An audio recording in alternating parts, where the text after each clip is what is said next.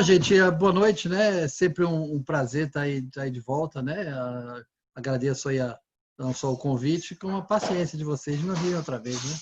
Ah, É sempre uma alegria, como a André está mencionando, de a gente poder se juntar e falar um pouquinho sobre o Evangelho de Jesus, né? Esse tema de hoje, que ela falou, né? A fé que transporta montanhas, está no capítulo 19 do Evangelho. E é um tema de extrema importância, principalmente nos dias de hoje, né? Então a gente vai falar um pouquinho, uma meia horinha, não tem muito tempo, né, para se falar, como o Tico falou, é difícil a gente falar só meia hora, mas a gente vai tentar, né? E vamos procurar essa meia horinha tentar expandir um pouquinho esse conceito da fé, e o quanto que a gente pode utilizar isso no nosso dia a dia para poder fazer uma diferença, né, no nosso momento terrestre. A gente fala nesse capítulo 19, da fé que transporta montanhas, especificamente a gente vai focar nas duas mensagens no final do capítulo que são enviadas pelos Espíritos a Kardec. Uma delas se chama Fé, Mãe da Esperança e da Caridade, e a segunda se intitula A Fé Divina e a Fé Humana.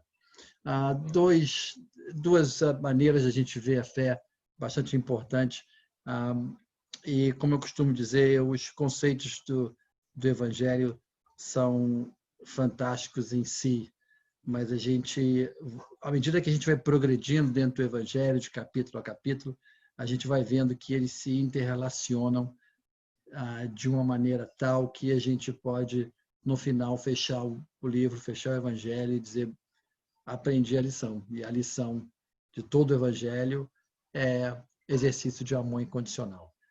Esse é o grande ensinamento de Jesus. Se a gente consegue exercer amor incondicional, a gente vai conseguir fazer tudo aquilo que está aqui, né? E a gente vai aprender, ou vai ser possível desenvolver essa fé, que vai ser tão forte que vai poder nos trazer possibilidade de continuar a vida terrestre, não importa onde a gente se encontre, não importa em que condição que a gente esteja, com a determinação, com esperança e continuando a fazer o bem. Por isso, ele fala aqui da fé que vai proporcionar essa esperança num futuro melhor, que vai proporcionar a gente forças para a gente continuar fazendo a caridade, que é um outro sinônimo do amor incondicional. Não existe dúvida na possibilidade, uma vez que a gente obtém a fé, essa fé, uma vez que a gente desenvolve essa fé raciocinada, como a gente fala no Espiritismo, né? Uma fé sólida, uma fé inabalável, é indiscutível que a gente vai poder fazer coisas incríveis, não só em relação à nossa posição emocional, ao nosso dia a dia, mas também com relação à maneira como a gente vai lidar com a vida, com a maneira como as situações difíceis vão ser melhor suportadas. Acontece que, antes de a gente falar das maravilhas que essa fé inabalável nos proporciona, e inclusive no início do capítulo existe uma passagem do Evangelho onde Jesus faz um milagre, ele afasta uma obsessão, vamos dizer, um espírito inferior que estava influenciando um homem que foi trazido a ele, e os discípulos ficam surpresos dessa ação de Jesus e perguntaram a ele por que eles mesmos não puderam fazer isso, porque já tinham tentado antes. E Jesus, então, fala para eles que foi por causa da pouca fé deles, né? E para piorar a situação, ele fala para os discípulos que, se eles tivessem a fé do tamanho de um grão de mostarda, eles poderiam fazer muito mais. Eles poderiam dizer para a montanha se mover daqui para ali, a montanha se moveria. Quer dizer, além de eles não terem conseguido fazer, ainda mostrou que a fé era menor que o tamanho de um grão de uma mostarda.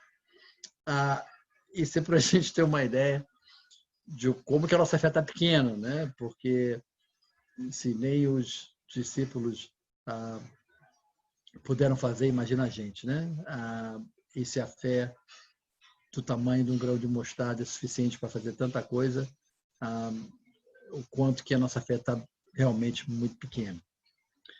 Então, talvez, em vez de a gente focar no que a fé proporciona, porque existem muita evidência e muito material aqui dentro do Evangelho que a gente pode ler e saber, e isso já é vamos dizer, uma coisa conhecida de todos nós. Que tal a gente focar hoje no como desenvolver essa fé? Como que a gente vai fazer para ter uma fé que vai ser inabalável, uma fé que nos vai proteger contra o medo de um amanhã duvidoso? Como que a gente vai desenvolver uma fé que, qualquer que seja a situação que a gente se encontre, a gente vai estar bem? Como é que a gente vai desenvolver uma fé que a gente vai poder agradecer a Deus todos os minutos vividos na nossa vida? Não só os minutos, os momentos onde as coisas dão certo, de acordo com o nosso julgamento, né?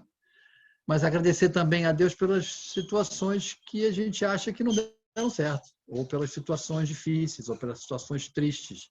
Continuar agradecendo a Deus porque entende que existe uma razão para aquilo que está acontecendo. Como que a gente vai desenvolver essa fé?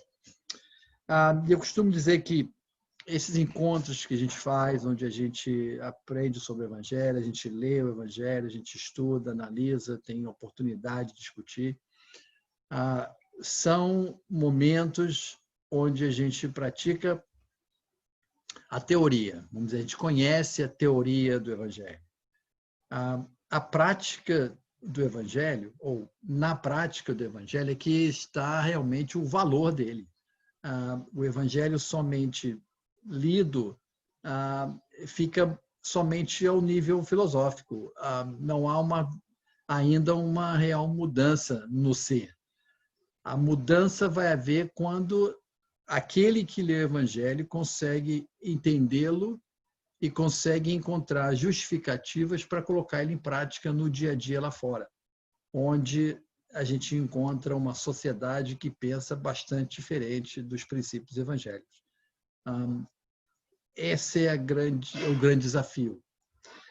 Para que a gente possa desenvolver essa fé inabalável, é preciso que a gente entenda como funciona, como a vida funciona, as razões pelas quais as coisas acontecem na natureza, na vida em geral, a divindade, a interligação entre o plano espiritual, o plano físico, as múltiplas vidas, o correlacionamento entre a vida presente, as vidas passadas e a vida futura, todo esse princípio espírita que nos traz tanto esclarecimento. Somente quando a gente vai desenvolvendo esse entendimento e vai conseguindo justificar para nós mesmos que não existe nada que escape da atenção do Pai, que não existe nada que nos aconteça por acaso, que a gente não dá azar na vida, que a gente existe por exercício do amor divino, todos nós, todos os seres humanos, aqueles que a gente ama, aqueles que a gente gosta, aqueles que a gente tem dificuldades e aqueles que a gente odeia. Todos eles existem por exercício do amor divino. Recebem de Deus a mesma atenção, o mesmo amor, em qualquer parte do universo. A gente necessita entender esses princípios para que a gente possa ter o que a gente chama, dentro do Espiritismo, a fé raciocinada. A fé raciocinada vai trazer para a gente um outro patamar de entendimento. A gente vai sair do patamar eu acredito para entrar no patamar eu sei. Quando a gente se encontra nesse patamar de fé, onde a gente sabe que não pode ser de outra maneira, não existe justificativa de outro jeito. A vida nos acontece por uma bênção, não importa o que aconteça, o nosso estado emocional estará sempre forte e a gente vai conseguir se equilibrar muito mais facilmente ou se desequilibrar menos ou com mais dificuldade. A gente vai poder ser, na realidade, aquele que vai poder dar o suporte para aqueles em volta de nós que, às vezes, se sentem mais vulneráveis nas situações que acontecem no dia a dia, que se sentem mais amedrontados. A gente vai poder oferecer esse auxílio, essa tábua salva-vida que aparece flutuando quando todos pensam que estão se afogando. Eu trouxe aqui para mostrar a vocês não só o Evangelho, né? Mas todo o material de Kardec, né? A importância do Livro dos Espíritos, a importância do céu e inferno, a importância da Gênesis, a importância do Livro dos Médiuns. Esses conhecimentos precisam ser adquiridos. Para vocês terem uma ideia como é que isso é sério,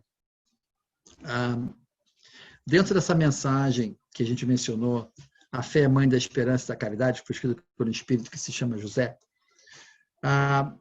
no terceiro parágrafo ele fala assim: a fé divina, a inspiração de Deus, desperta todos os sentimentos que conduzem o homem ao bem. É a base da regeneração. É, pois, necessário, isso é como ele diz, é, pois, necessário que essa base seja forte e durável.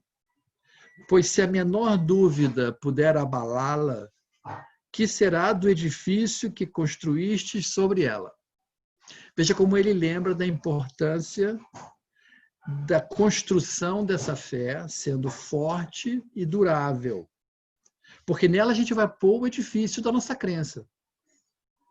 Ele diz: erguei, portanto, esse edifício sobre alicerces inabaláveis, que a vossa fé seja mais forte que os sofismas e as zombarias dos incrédulos, pois a fé que não desafia o ridículo dos homens não é a verdadeira fé. Lembra quando eu falei no início que a gente tem uma dificuldade muito grande de colocar isso em prática na sociedade lá fora? Porque a sociedade pensa diferente. Quando a gente monta uma fé inabalável, não existe mais o questionamento de o que vão dizer, né? Ou então, se eu for muito bonzinho, as pessoas vão me passar para trás, né? Então, eu sou bonzinho quando dá, quando não dá, eu tenho que ser, né, egoísta, ou preciso defender os meus direitos, afinal de contas, se eu não defender os meus direitos, quem vai defender, né? Ou seja, são nessas pequenas falhas de pensamento, de posição, que a gente denota a fé que ainda está em construção, ela ainda não está completa. Porque quando ela se completa, quando a gente consegue entender o alcance da vida na Terra, o nosso papel aqui na Terra, a nossa missão de desenvolvimento espiritual aqui no plano encarnado, não existe mais a problemática do posicionamento das nossas ações em lugares diferentes. A gente é realmente aquilo que a gente é porque a gente naturalmente montou essa maneira de entender a vida, essa fé, que faz parte do nosso dia a dia, faz parte da nossa vida. E a gente usa muito pouco isso, a gente usa muito pouco esse recurso fantástico. O próprio Jesus falava que a gente poderia fazer verdadeiros milagres se a gente realmente acreditasse e quisesse que pudesse ser feito. Mas a gente ainda questiona muito, a gente ainda tem muita dúvida. Fala, será mesmo que, né, que vai acontecer? Será que milagre acontece mesmo? Será que, né? Isso é coisa para Jesus, né? A gente está numa distância tão grande. Somos todos seres humanos que carregam a centelha divina. Somos todos manipuladores de energias inúmeras que estão aí no espaço, que a gente sabe muito pouco. A gente ainda conhece muito pouco das etapas, das nuances, das tecnicalidades do fenômeno energético do magnetismo, né? Onde os milagres ocorrem, né? A gente dá passe, a gente faz oração, coisas acontecem, a gente ainda não tem o alcance de saber se realmente foram, se a gente teve alguma participação de influência nesses acontecimentos em função da nossa intervenção, talvez, num trabalho de passe, num trabalho mediúnico, às vezes numa oração, às vezes até mesmo fora do centro espírita, né? Existem muitas dessas coisas que acontecem paralelamente à nossa vida e a gente não dá conta porque não vê necessariamente ainda, porque tem os olhos físicos, né? Ainda não consegue atingir e alcançar todas as minúcias espirituais que a gente talvez vai alcançar melhor quando estiver no plano espiritual, né? Mas será que a gente precisa esperar desencarnar, se encontrar no plano espiritual e poder esperar o mentor aparecer, né, e vir mostrar para a gente, ou levar a gente numa biblioteca espiritual, né, lá que nem no nosso lar, né? Ou vai precisar participar de um curso no plano espiritual, para poder entender essas coisas que a gente já dá para ver aqui que existe, né? A gente talvez vá lá saber exatamente como é que funciona, ou talvez com mais detalhes. Mas a gente não precisa ir para lá com a dúvida de que será que realmente é assim, né? Será que realmente existe? Será que realmente é possível? Eu costumo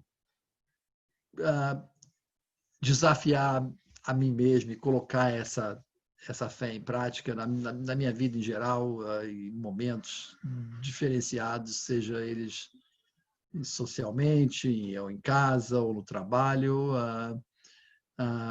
A fé é uma coisa que faz parte do dia a dia, né? E eu tento usá-la da melhor maneira possível.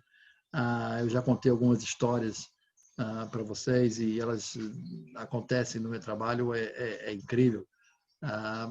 Como que às vezes o flash de um pensamento de conexão ao plano superior, ao mestre, a Deus, rapidamente, né? Meu Deus, me ajuda, não sei como é que eu vou fazer agora. Como que a solução aparece? É absolutamente incrível. Eu não canso de testar isso todos os dias, de ver isso acontecendo. E esse é o convite que talvez a gente deveria colocar aqui entre todos nós, de tentar fazer parte dessa prática.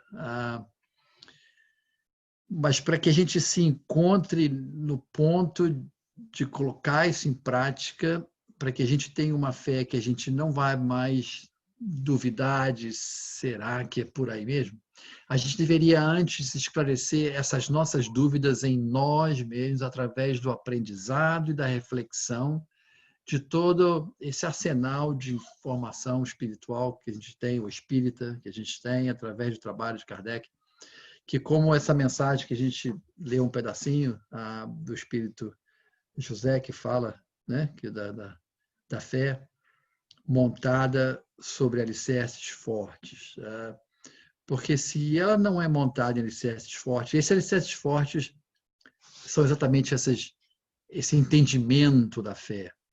Se a gente não entende como é que ela funciona, se a gente não dá a atenção necessária ou gaste o tempo necessário para aprender junto com ela nesses momentos de teoria que a gente está, por exemplo, tendo um aqui, lá fora a gente vai ter dificuldade de colocar em prática porque não gastou tempo antes tentando esclarecer como é que funciona, né? Por exemplo, a gente vai ver as parábolas de Jesus, eu costumo dizer que cada parábola é uma pérola. É uma coisa incrível a beleza e a veracidade, o valor de cada uma daquelas parábolas que Jesus deixou para a gente. É um estudo lindíssimo e fantástico. Mas são metafóricas, são ditas e foram trazidas até nós de maneira figurada, numa linguagem muito antiga, Quem gosta de Haroldo Dutra, por exemplo, pode lembrar de várias e várias palestras que ele faz, explicando parábolas, quando ele, como historiador que é, como estudioso que é, vai ao passado, trazendo reflexões da época, trazendo reflexões do linguajar, interpretações das palavras, para que a gente possa entender melhor essas parábolas, que são verdadeiras e que são certíssimas, mas se a gente somente passa o olho nessas parábolas, por exemplo, são difíceis de ser entendidas. Mas se a gente não parar para tentar entendê-las, a gente nunca vai conseguir colocá-las em prática, né? Então a gente vai ver o camelo vai ser mais difícil um camelo passar no buraco da agulha do que o rico entrar no reino dos céus. Aí mas como é que camelo vai passar em buraco de agulha? Não tem cabimento, não faz sentido, né? Porque está com a história do animal na cabeça, né? E está com a ideia da agulha. Não dá, não faz sentido. Então, a gente para e pensa, né? Ou essa parábola é loucura, né? E eu não sei onde é que Jesus forma isso, ou tem alguma parte dessa parábola que eu não estou entendendo. Então, vamos tentar entender para ver qual é o sentido disso e como se eu posso botar em prática, né?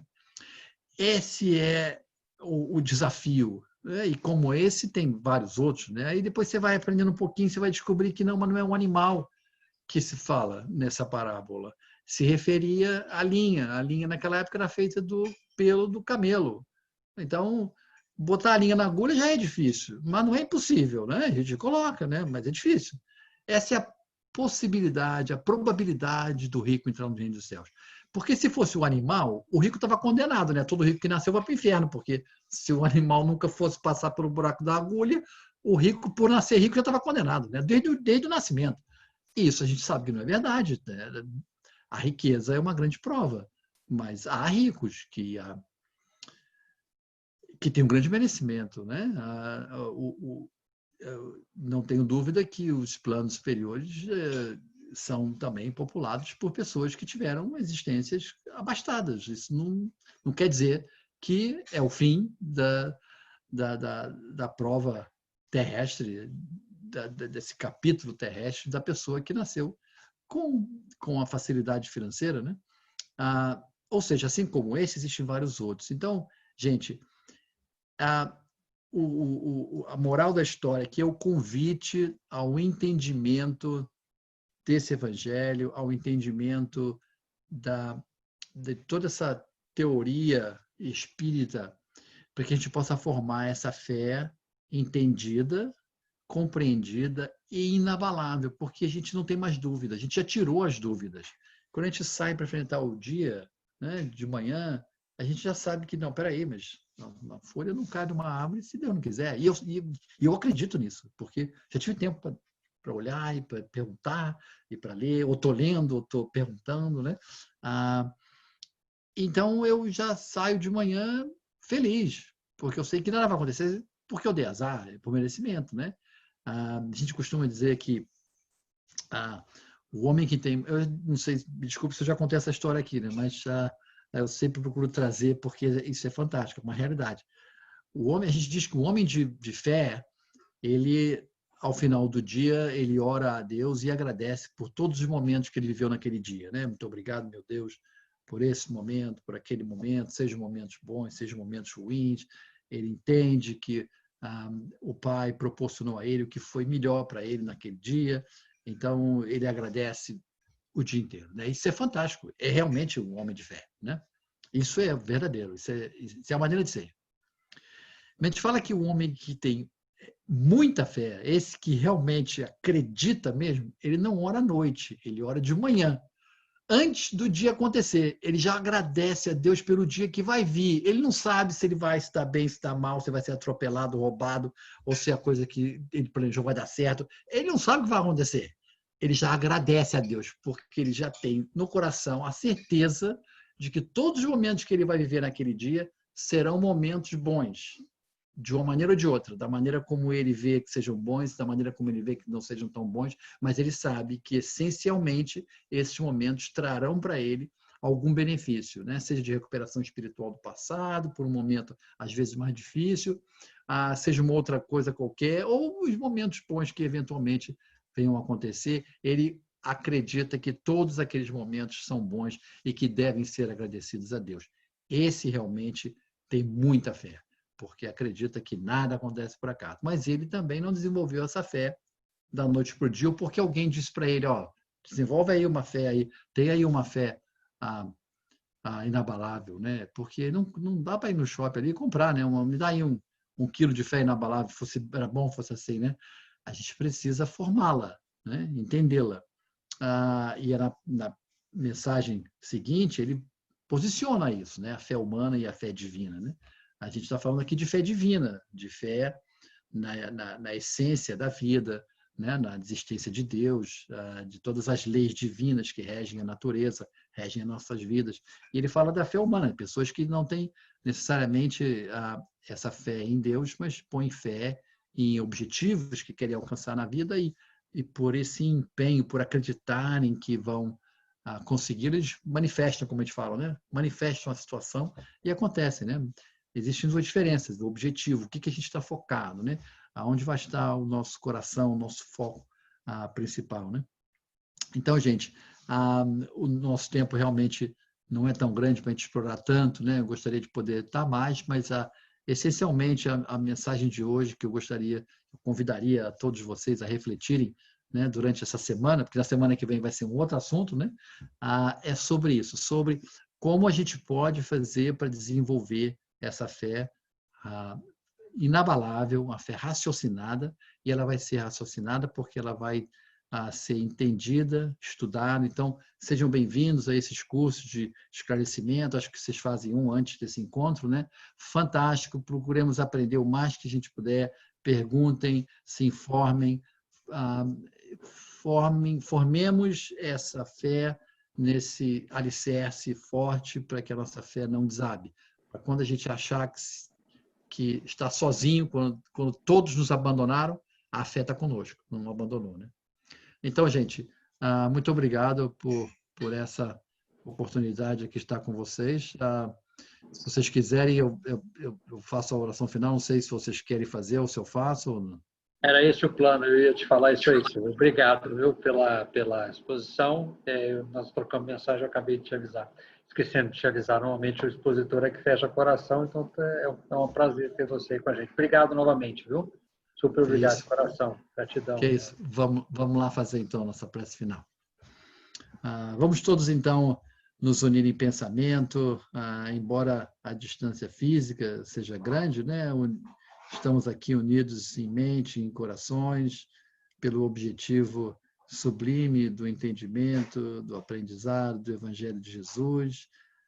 Temos a certeza do acompanhamento do plano espiritual, dos nossos mentores individuais, dos mentores da Casa São Francisco, que aqui nos proporcionam este momento, todos os trabalhadores de Jesus, que essas vibrações superiores que já se encontram em torno de todos nós, desde o início desse encontro, possam permanecer e serem expandidas também aos nossos lares, aos nossos familiares, aos nossos entes queridos, àqueles que nos são caros e também àqueles que nos são difíceis no relacionamento, que possa essa energia auxiliar a trabalhar esses antagonismos e que, eventualmente, possamos um dia sermos compreendidos uns aos outros. Que essas vibrações, que esta luz, que este amor se espalhe por todo o planeta, auxiliando principalmente aqueles que atravessam as dificuldades dessa pandemia, que é um momento de difícil compreensão, um momento que nos desafia a mente, mas, Senhor, é através desta fé que temos a certeza de que nada é por acaso, que somente Tu sabes a necessidade, o alcance, a importância de se desenrolar desses acontecimentos e deixamos em Tuas mãos para a administração de todo esse evento, mas rogamos para que aqueles que atravessam essas dificuldades possam ser amparados no plano espiritual, aqueles que desencarnam sobre essa doença, vítimas dessa doença, e que possa também o plano espiritual amparar aqueles que aqui ficam com a saudade da partida dos entes queridos, que possam levar aos corações desses o consolo, a paz, a certeza de que um dia estarão juntos novamente e que o Pai está sempre conosco. Obrigado, mestre, obrigado a todos que aqui nos auxiliam, a todos que nos visitam, nossos irmãos encarnados e desencarnados, e que a paz do nosso mestre permaneça entre todos nós. Que assim seja.